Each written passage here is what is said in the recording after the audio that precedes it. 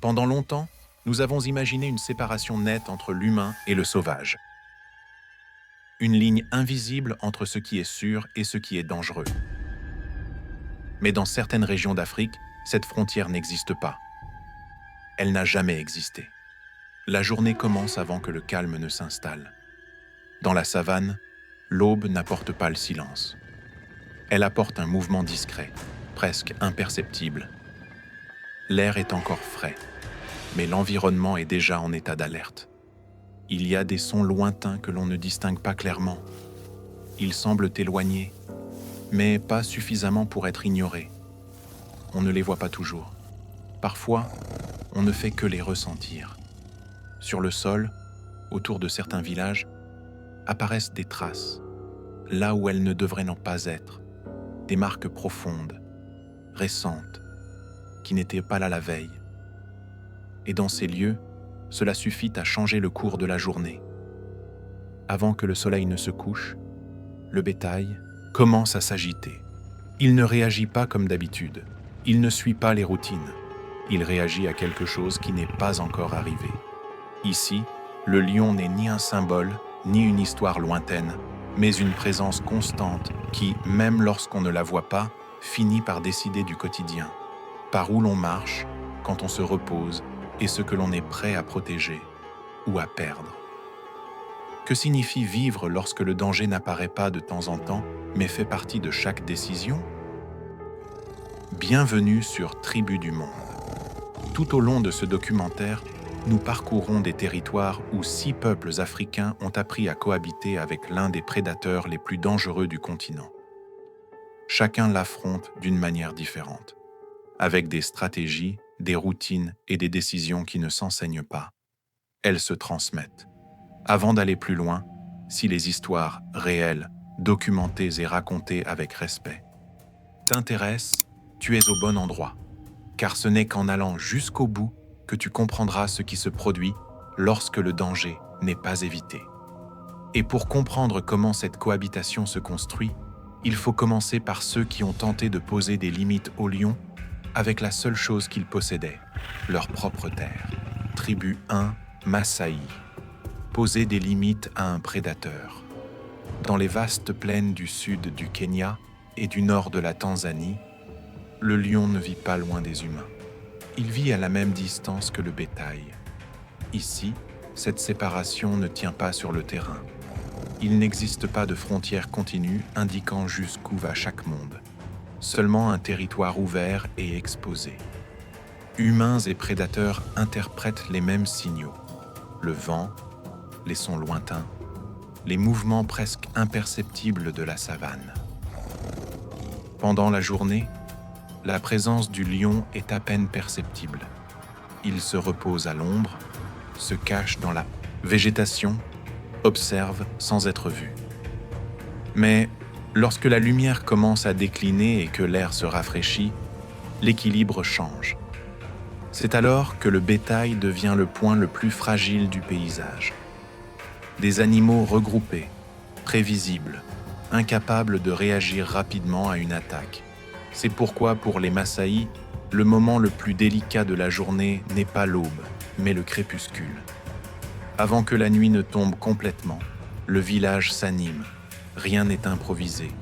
Le bétail est rassemblé, regroupé et conduit à l'intérieur des bomas, des enclos circulaires construits avec des branches épineuses d'acacia. Ce ne sont ni des structures symboliques, ni une tradition devenue habitude. C'est une réponse directe à un prédateur qui connaît le terrain aussi bien que ceux qui l'habitent. Chaque épine a une fonction précise. Compliquer le saut, ralentir l'avancée, provoquer l'hésitation, gagner quelques secondes. Cela ne promet pas une sécurité absolue. Personne ne le croit. Mais cela crée une frontière minimale qui, dans ces territoires, fait toute la différence. Dans diverses initiatives visant à réduire le conflit, on a observé que le renforcement des enclos diminue les attaques nocturnes contre le bétail. Non pas grâce à des technologies avancées ou à des systèmes externes, mais grâce à une observation accumulée sur plusieurs générations. Comment le prédateur se déplace, comment il teste avant d'attaquer, comment il hésite lorsqu'il rencontre une résistance. Une défense simple qui, bien construite, sépare une aube avec le bétail intact d'une perte capable de bouleverser toute une famille. Lorsque le bétail est à l'intérieur, une autre partie de la journée commence. Dormir ne signifie pas se déconnecter. Dormir, c'est écouter. La nuit se remplit de sons qui ne sont pas toujours identifiables. Un craquement sec, un mouvement qui ne correspond pas. Un silence qui dure plus longtemps que d'habitude. Toutes les nuits ne connaissent pas une attaque, mais toutes les nuits portent cette possibilité. Si un lion parvient à entrer dans l'enclos, la perte ne se mesure pas seulement en viande.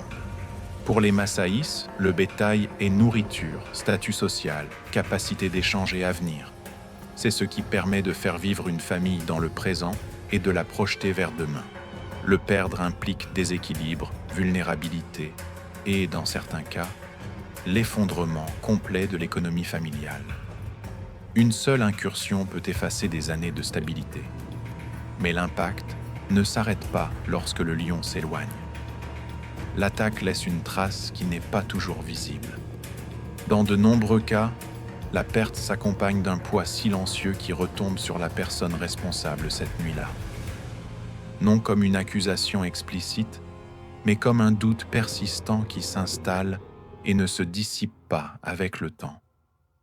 Si l'enclos était bien fermé, si l'emplacement était le bon, s'il y avait un signe que personne n'a su lire, le lion ne laisse pas seulement une absence dans le boma, il laisse un souvenir fixe associé à un point précis du territoire, à un son, à une heure exacte de la nuit. Cet endroit ne redevient jamais neutre. Chaque fois qu'on passe à proximité, chaque fois que le soleil se couche au même point de l'horizon, la mémoire revient. Non comme une peur immédiate, mais comme une vigilance constante qui s'infiltre dans les décisions suivantes. Les itinéraires changent, la manière de surveiller change, la façon de fermer l'enclos change. Ce n'est pas toujours dit à voix haute, mais cela pèse. Dans des communautés où la protection du bétail est une responsabilité partagée, l'échec est intériorisé. Non comme une culpabilité collective, mais comme une charge personnelle qui accompagne longtemps. Alors que dans d'autres endroits, fermer une porte est un geste automatique, ici, fermer un enclos est une décision consciente. Une acceptation silencieuse que, s'il échoue, le lendemain ne sera plus jamais le même. Les Massaïs ne cherchent pas à éliminer le lion. Ils tentent de cohabiter avec lui imposer des limites sans rompre l'équilibre qui maintient le territoire en vie. Cette cohabitation n'est pas récente. Pendant des générations, les Massaïs ont partagé leur territoire avec le lion sans s'en séparer par des murs ni des frontières artificielles. Leur connaissance du comportement du prédateur ne provient pas d'études modernes ni de manuels externes, mais d'une observation accumulée et transmise de parents à enfants. Bien avant l'existence des parcs nationaux, des réserves ou des politiques de conservation, ils savaient déjà lire le lion, reconnaître quand il était sur le point d'attaquer, quand il hésitait, et quand il valait mieux ne pas forcer la rencontre. Ce savoir a permis d'ériger des limites, même fragiles. Mais même ces limites ont une portée. Et lorsqu'elles cessent d'être suffisantes, le danger ne disparaît pas. Il oblige simplement à l'affronter autrement. Que se passe-t-il lorsque l'on ne peut plus se protéger par des murs, lorsque la frontière construite cesse de fonctionner et que le risque est toujours là, en attente? La réalité est que tous les peuples ne peuvent pas ériger des barrières face aux lions. Il existe des endroits où ils ne s'arrêtent ni devant les murs ni devant les enclos, où la défense cesse d'être une question d'architecture, pour dépendre directement du corps humain. Tribu 2. Samburu. Veiller pour que d'autres dorment. Dans le nord du Kenya, le territoire Samburu n'offre ni refuge clair ni limite définie. La savane s'étend sur des kilomètres dans toutes les directions, sèche, ouverte, exposée. Les corridors naturels des lions traversent le même espace où s'installent les morts. Établissements humains. Ici, le paysage ne sépare pas. Il oblige à partager. Dans un tel environnement, ériger des barrières physiques n'est pas toujours possible. Il n'existe ni mur continu ni enclos capable de contenir un prédateur qui se déplace librement lorsque la nuit tombe. La défense prend donc une autre forme. Lorsque le soleil commence à disparaître, le village ne s'éteint pas, il se réorganise. La vie ne s'arrête pas, elle se redistribue. Pendant qu'une partie de la communauté se repose, une autre reste éveillée.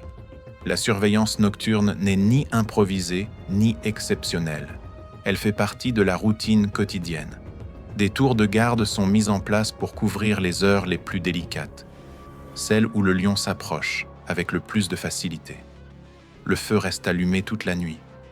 Sa lumière marque une présence. Sa fumée indique que le territoire n'est pas vide. La barrière n'est pas un mur. C'est le corps humain, lui-même. Ceux qui veillent ne cherchent ni à affronter le lion, ni à le provoquer.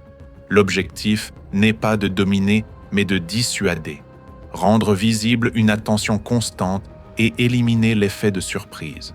Mais cette attention a un coût. Rester éveillé pendant des heures, dans l'obscurité, oblige le corps à fonctionner à la limite. La fatigue n'arrive pas d'un coup, elle s'infiltre. De courts laps de temps apparaissent, presque imperceptibles, où la perception se déforme. Une ombre semble bouger. Un son se confond avec un autre. La nuit laisse trop de choses sans confirmation. Dans ces conditions, rester calme exige un effort continu et épuisant. Et la vigilance ne s'arrête pas au lever du soleil. Elle s'installe dans le corps. Dormir peu altère le jugement et fragilise chaque décision du lendemain. Faire paître, se déplacer, protéger les plus jeunes. Tout se fait avec une marge d'erreur réduite. Le risque nocturne ne disparaît pas. Il se déplace vers le jour. Et tout le monde ne veille pas de la même manière.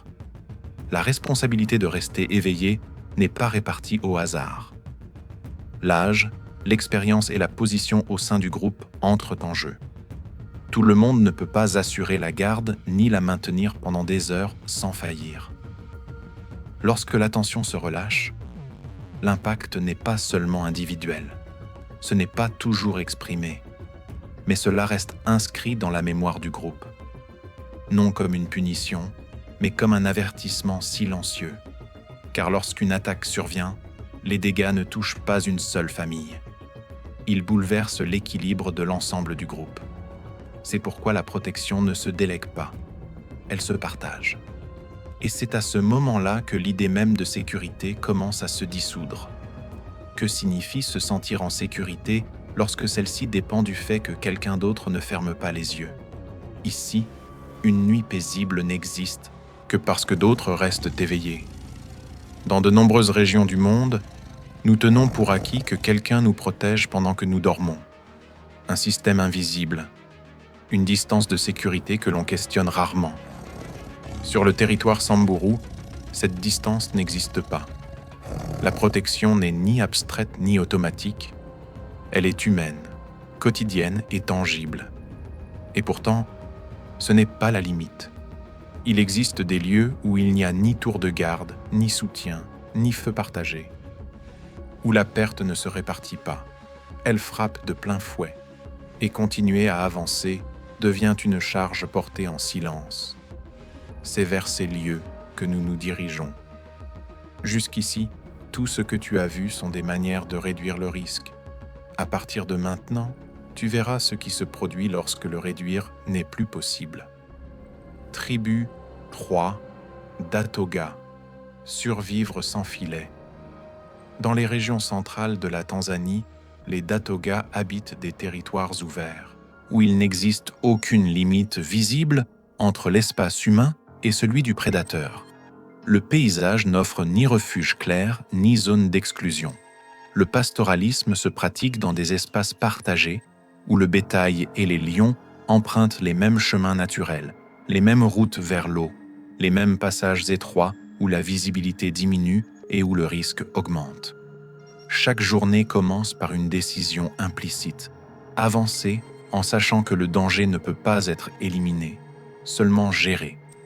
Le troupeau se déplace à la recherche de pâturage et d'eau, traversant des zones où l'environnement favorise l'embuscade. Il n'existe pas de route totalement sûre. Seulement des choix qui réduisent ou augmentent l'exposition. Chaque mouvement est un calcul silencieux, une évaluation constante entre ce qui est nécessaire et ce qui est risqué. Dans ce contexte, tout protéger n'est pas toujours possible. Lorsque le risque augmente, apparaissent des décisions qui n'ont pas de bonne option. Choisir quels animaux avancent en premier, lesquels restent plus près du groupe, lesquels assument une exposition plus élevée. Il ne s'agit pas de sauver les plus faibles ou les plus forts, mais de tenter de maintenir l'ensemble avec les ressources disponibles. Parfois, la décision dépasse le quotidien. Vendre une partie du bétail avant de tout perdre devient une stratégie de survie, non comme un choix libre, mais comme une renonciation anticipée. Sacrifier l'avenir pour assurer le présent. Réduire le troupeau aujourd'hui pour ne pas se retrouver sans rien demain. Chacune de ces décisions laisse une trace, car ce qui est vendu ou exposé ne revient pas. Et ce qui est perdu modifie ce qui sera possible par la suite. Lorsqu'un lion attaque, l'impact est immédiat et définitif. Il n'existe pas de système de compensation stable ni garanti. Il n'y a aucun soutien institutionnel pour amortir la perte. L'animal, tué, n'est ni remplacé, ni récupéré, ni oublié. Ici, l'attaque ne s'arrête pas lorsque le lion s'éloigne. Elle se prolonge dans les jours suivants. Perdre du bétail signifie réduire la nourriture disponible, affaiblir le statut social et diminuer la capacité à faire face aux crises futures. Chaque animal en moins réduit la marge face à la prochaine sécheresse, à la prochaine maladie ou à la prochaine attaque. Mais le véritable dommage apparaît avec le temps. Une première attaque peut être acceptée. Une seconde, la même année, n'est plus vécue comme un accident. Elle commence à être perçue comme une série. La tension devient plus tendue. Les décisions se prennent dans l'urgence. La marge d'erreur se rétrécit. Et lorsque le dernier animal reproducteur est perdu, le choc cesse d'être immédiat pour devenir structurel. Ce n'est pas seulement un corps qui disparaît, c'est la possibilité de se relever. Le troupeau cesse de croître. L'avenir se raccourcit. C'est pourquoi, chez les Datoga, la perte n'est pas vécue comme un épisode isolé. Elle s'intègre comme une possibilité constante. La vie continue parce qu'il n'existe pas d'alternative. Le pastoralisme se poursuit même en sachant que le danger demeure intact. Dans de nombreuses régions du monde, perdre quelque chose est un contretemps, une erreur que l'on corrige, un choc que l'on amortit avec le temps, des assurances ou un soutien extérieur. Ici, une perte peut marquer l'avenir d'une famille pendant des années, non comme une exception, mais comme une possibilité toujours présente. Mais il y a quelque chose de plus lourd que la perte matérielle, car ici, on ne survit pas mieux. On survit sans alternative. Abonne-toi à la chaîne et continue à regarder, car ce qui suit montre ce qui se produit lorsqu'il n'y a plus de marge, lorsque le risque ne peut plus être réduit. Et maintenant, tu vas comprendre pourquoi. Bu 4. Amar. Quand le lion attaque ce qui donne du sens. Dans la vallée de l'Omo, au sud de l'Éthiopie, la vie des Amars s'organise autour du bétail, non comme une activité économique parmi d'autres, mais comme l'axe qui structure l'existence. Ce n'est pas seulement une source de nourriture, il définit la richesse, le respect et la continuité familiale. Ici, ce qui compte ne s'accumule pas sous forme d'objets immobiles. Cela marche, se déplace et respire. Et tant que cela existe, cela maintient debout un réseau de relations qui soutient la vie quotidienne. Le territoire qu'ils habitent n'est pas isolé de la faune sauvage. Les lions se déplacent dans les mêmes zones où le bétail pâture et où les familles établissent leur campement. Ils n'apparaissent pas tous les jours, mais leur présence n'est jamais exclue. Lorsqu'un lion attaque, le dommage ne se limite pas à la perte matérielle. Il frappe directement la structure sociale. Perdre du bétail signifie perdre du prestige, une capacité d'échange et, dans certains cas, une voix au sein du clan. L'impact ne se mesure pas à ce qui disparaît, mais à ce qui ne peut plus être maintenu ensuite. Des relations qui changent, des engagements qui ne peuvent plus être honorés, une présence qui perd de son poids sans que personne ne le dise. Des études anthropologiques et des travaux de terrain dans la vallée de l'Omo ont montré que cette perte n'affecte pas seulement la subsistance, mais aussi le tissu social et les réseaux de réciprocité. L'autorité ne s'impose pas, elle se soutient. Et lorsque le bétail disparaît, la soutenir devient plus difficile. Ensuite, il n'y a pas toujours de reproches. Ce qui reste, c'est le silence. Une mémoire associée à un lieu, à une nuit précise, qui n'est pas nommée, mais qui n'est pas oubliée. C'est pourquoi, chez les Amars, la protection du bétail est une priorité constante. Les décisions, quotidiennes ou faire paître, combien de temps rester, quand revenir, sont prises en pensant à éviter la rencontre. Ce n'est pas toujours possible, mais chaque choix vise à réduire un risque qui ne disparaît jamais complètement. La peur ne prend pas la forme de la fuite. Elle s'exprime comme une tension permanente, la nécessité de maintenir intact ce qui donne sens à la vie quotidienne. Lorsque la nuit tombe, le risque s'intensifie. L'obscurité réduit la visibilité et favorise le prédateur. Chaque son prend du poids. Chaque mouvement inattendu est évalué rapidement. L'attention ne se relâche pas, car le faire signifierait accepter une vulnérabilité que l'on ne peut pas toujours assumer. Rien ne se termine lorsque le lion s'en va. À partir de ce moment, le territoire se rétrécit. La perte peut rompre des pactes, déplacer des alliances et modifier la place d'une famille pendant des années, voire des décennies. Ce n'est pas un épisode que l'on surmonte facilement. C'est une rupture qui réorganise ce qui sera possible à partir de là. Dans notre monde, ce qui compte se mesure souvent en chiffres, en documents ou en propriétés.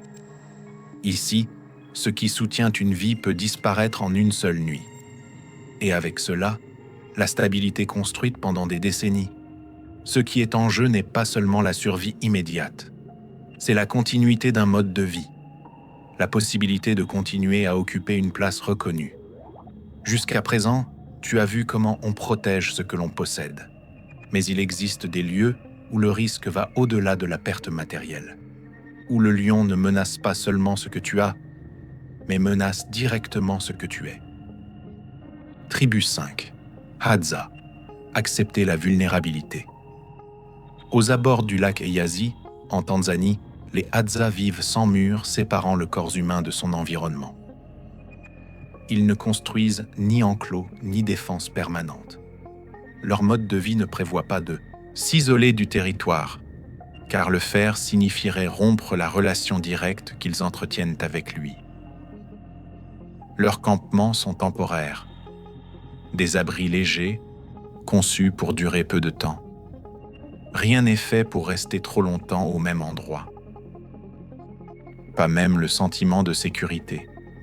Ici, rester est une décision provisoire, pas une garantie. Et dans ce paysage, les lions n'occupent pas un espace lointain ou contrôlé. Ils se déplacent dans les mêmes zones où les Hadza chassent, se reposent et circulent. Ils partagent des itinéraires, des clairières, des sentiers et des zones de passage. La cohabitation ne repose pas sur la confrontation, mais sur une lecture constante de l'environnement. Dormir ne signifie pas se déconnecter. Cela signifie faire confiance à une expérience accumulée sur plusieurs générations. Rien n'instaure une distance réelle entre le corps humain et le prédateur. La protection ne réside pas dans ce qui est construit, mais dans la manière de lire les indices, traces récentes, sons qui ne correspondent pas, changements infimes chez les animaux, Tout se joue en temps réel. Chaque nuit, quelqu'un s'allonge en sachant qu'un seul signe a pu être mal interprété, car cette évaluation ne conduit pas toujours à la bonne décision. Parfois, l'information est incomplète. Une ancienne trace paraît récente. Un silence est confondu avec le calme. Un mouvement est attribué au vent. L'erreur n'est pas toujours immédiate. Elle se révèle plus tard, lorsque l'environnement répond de façon inattendue. Et alors, l'apprentissage n'est pas théorique. Il est direct, corporel, et laisse une marque qui ne s'efface pas. Le savoir Hadza ne se transmet pas seulement par les mots. Il s'ajuste par l'expérience, y compris par l'erreur. Chaque faute redéfinit la manière d'observer, les signaux que l'on privilégie et ceux que l'on ne néglige plus. Il n'y a pas de marge pour répéter la même erreur de nombreuses fois. C'est pourquoi l'attention n'est pas une compétence ponctuelle. C'est un état permanent. Elle ne s'active pas uniquement lorsque le risque apparaît. Elle accompagne chaque déplacement, chaque pause, chaque moment de repos. Même lorsque tout semble calme, la vigilance ne disparaît jamais complètement. Lorsque le risque augmente, le campement n'est pas renforcé. Aucune veille n'est organisée, aucune tentative de résistance n'est envisagée. Une décision plus radicale est prise. Partir. Le mouvement est la seule protection réelle. Changer de lieu réduit la probabilité de rencontre, sans toutefois l'éliminer. Rester lorsque l'équilibre est rompu reviendrait à assumer un risque inutile. Abandonner un campement implique de laisser derrière soi de la nourriture, des outils improvisés, des abris qui ont demandé du temps et des efforts. Et le déplacement expose. Marcher dans des zones ouvertes, traverser des espaces à faible visibilité, avancer alors que la fatigue entame l'attention. Le trajet en lui-même est une vulnérabilité. Se déplacer signifie recommencer, chercher de l'eau, repérer des zones sûres, reconstruire l'essentiel. C'est pourquoi la décision n'est jamais prise à la légère. Chaque déplacement consomme de l'énergie, du temps et une marge d'erreur. Pourtant, lorsque le signal est clair, rester devient plus dangereux que partir. Chez les Hadza, la vulnérabilité n'est ni dissimulée ni combattue. Elle est acceptée comme une partie de la vie. Il n'existe pas d'illusion de contrôle total, seulement la capacité de s'adapter rapidement et de reconnaître quand l'environnement n'est plus favorable. Ici, survivre ne consiste pas à dominer la nature, mais à savoir quand rester et quand disparaître à temps. Dans notre monde, nous avons construit des systèmes pour avoir le sentiment de maîtriser l'espace que nous habitons. Murs, règles, distances et dispositifs promettant une sécurité constante. Les Hadza ont appris autre chose, vivre sans cette promesse, accepter que l'attention permanente soit la seule défense possible. Jusqu'ici, chaque réponse avait une limite. Mais il existe un dernier territoire où cette limite disparaît. Un lieu où il n'existe ni séparation fonctionnelle, ni vigilance suffisante, ni mouvement garantissant la protection. Un lieu où humains et lions se rencontrent encore et encore au même point, parce qu'ils partagent exactement ce qui permet à la vie de subsister. Et lorsque cela se produit, le danger n'est plus évité. Tribu 6, Imba, quand il n'y a pas de choix, dans le nord-ouest de la Namibie, dans la région du Kunene, le paysage rompt avec tout ce qui précède. Ici, il n'y a ni savane verte ni abondance de ressources. Le territoire est aride et imprévisible. La terre s'étend en surface dure où l'eau n'est pas un élément stable, mais un événement. Et pourtant, il y a des lions. Il ne s'agit ni d'une anomalie, ni d'une exception isolée. Des populations de lions vivant dans les zones arides et semi-arides du nord-ouest de la Namibie sont bien documentées. Ils peuvent parcourir de longues distances sous le soleil, chasser avec moins de proies disponibles et survivre là où l'eau est rare et disputée. Ce même environnement est le foyer des Imba. La vie s'organise ici autour de quelques points critiques, les lieux où l'eau est encore présente. des puits, des lits de rivières saisonniers, des zones où la survie est possible pour quelques heures supplémentaires. Tout tourne autour d'eux, tout y converge, et ces points ne distinguent pas les espèces. Humains et lions sont contraints de s'y retrouver, non par choix, non par stratégie, parce qu'il n'existe pas d'alternative. Contrairement à d'autres territoires, il n'y a presque pas de routes sûres ici, et se déplacer ne réduit pas toujours le risque. Le mouvement ne garantit pas la protection. Rester non plus. La rareté réduit la marge de décision jusqu'à la faire disparaître. Parfois, la rencontre n'arrive pas avec des rugissements ni des poursuites. Elle arrive en silence. Un groupe Imba avance vers un point d'eau après des heures de chaleur. Le bétail marche devant, fatigué, lent. La poussière se soulève à chaque pas. À l'arrivée, les traces sont déjà là, grandes, récentes. Aucun doute sur celui qui est passé en premier. Personne ne dit rien. Il n'y a pas d'ordre clair ni de geste évident. Juste une pause, une attente tendue. Le bétail s'arrête. Les corps restent immobiles. Chaque seconde compte. Mais bouger trop vite peut être pire que ne pas bouger du tout. Le lion peut être proche. Ou non. Il n'y a aucun moyen d'en être certain. Attendre implique la soif, la fatigue, le retard du retour. Avancer implique d'assumer un risque immédiat. Il n'y a pas de bonne option, seulement une décision silencieuse, sans marge d'erreur. Et parfois, même pas cela. Lorsqu'un lion apparaît près d'un campement Imba, il n'y a pas toujours le temps de réagir. La distance est courte. L'environnement n'offre aucun refuge. La rencontre peut se produire en plein jour, pas seulement la nuit. Le risque n'est pas constant en nombre, mais il l'est en intensité.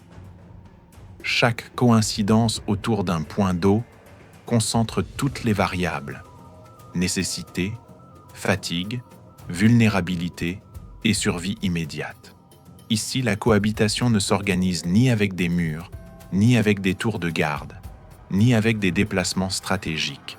Elle est assumée. La relation entre humains et lions n'est pas médiatisée par une frontière invisible. Ils partagent la même carte, les mêmes routes et les mêmes sources de vie. Dans de nombreuses régions du monde, nous croyons que le progrès nous a définitivement séparés de la nature, que nous avons construit une distance suffisante pour nous sentir en sécurité, que nous avons érigé des barrières physiques, sociales et mentales qui nous ont placés hors de portée du danger. Ici, cela n'est jamais arrivé. La vie humaine continue de se dérouler à l'intérieur du même territoire que le prédateur, sans filtre, sans amortisseur, sans véritable choix. Il n'y a pas d'illusion de contrôle, seulement l'acceptation d'une réalité partagée. Arrivé à ce point, une idée ne peut plus être ignorée. Ce n'est pas que les lions soient proches. C'est que, dans ces lieux, la vie humaine se déroule sur la même carte que celle du prédateur. Et lorsque l'on comprend cela, la sécurité cesse d'être un lieu pour devenir une question. Que signifie réellement être en sécurité? En parcourant ces territoires, il devient clair que nous ne comparons pas des cultures, mais des manières radicalement différentes d'habiter le risque. Nous avons vu des communautés où le danger n'est pas un accident occasionnel, mais une présence constante, où la sécurité n'est ni déléguée ni automatisée, où s'adapter n'est pas une option admirable, mais la seule façon de continuer à avancer. Avant de conclure, il y a un point rarement rappelé, mais bien documenté par l'anthropologie et l'archéologie. Pendant la majeure partie de l'histoire humaine, vivre signifiait dormir sans garantie totale, sans séparation claire entre le repos et la menace. Pendant des dizaines de milliers d'années, le repos n'a pas été un état de déconnexion complète, mais une pause vigilante.